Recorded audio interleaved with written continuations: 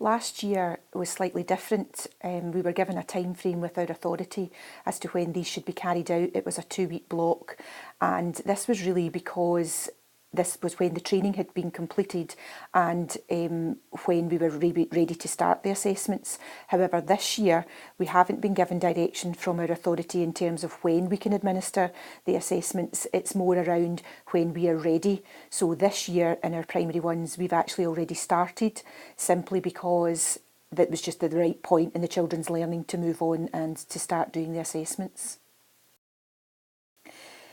So when we came to decide how we were going to do the assessments, we looked at whether the children were going to have the skills to complete the assessment on the piece of ICT, and we very much followed the technology experiences and outcomes which ensured that our children would be ready to use the mouse or a laptop.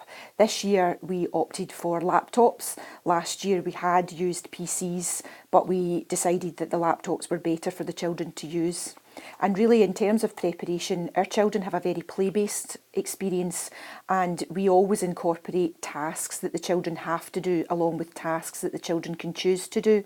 So we really just began ensuring that we were incorporating a sort of laptop type experience into the play-based learning, and that allowed the children to be familiar with coming to a station to use the ICT, and then we performed the SNSA as part of that.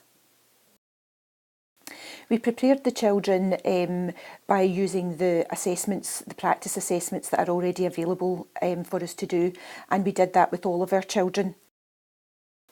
Children with additional support needs were supported in very much the same way as they are throughout the curriculum and throughout the rest of the year.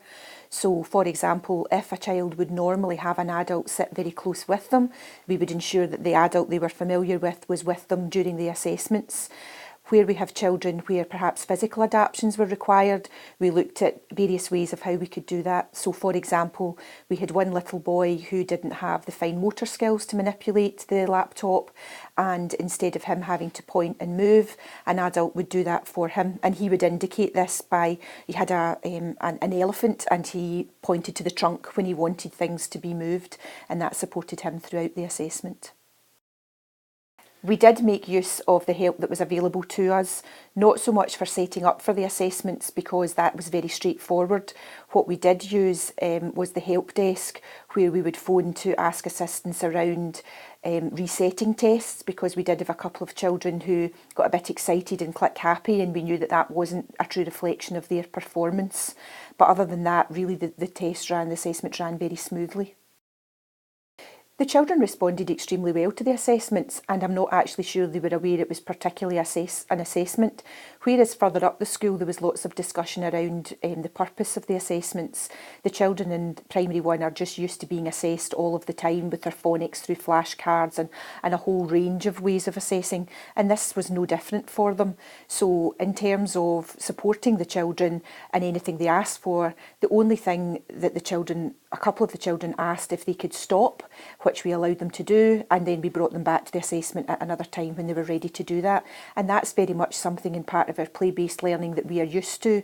The children will choose when to opt into an activity and when they're ready to opt back out of that activity. The assessments take a varied range of time, obviously depending on how the children perform. I would say the maximum amount of time that the children would sit would be 30 minutes, and this would be your children who are most able, and they would sit for that length of time to do another written task, so it didn't present a problem for us. There were an occasional child who would say they had had enough, and again that was absolutely fine. We could simply pause the assessment and they could come back to it another time that they were ready to do so. We probably were much more inclusive this year in using the SNSAs. So last year, I think through a little bit of nerves of our own, we did do a little bit of extraction for the children to complete the assessments. However, this year, all of the assessments were completed in the play-based learning environment. The SNSAs will allow us to go on and to plan not just for the full class, which it most definitely does. It allows us to see gaps that clearly the whole class have a part of learning that either needs to be revisited or perhaps has been missed. For individuals, the information is very precise for each individual, which will allow us to look at interventions that perhaps the teacher would like to bring into the class, or perhaps work with parents to ensure that the children are either revisiting or are being given additional support in a particular area. In terms of professional judgment, we found that the results from the assessments were very much in line with our professional judgment, and therefore we didn't really have any concerns.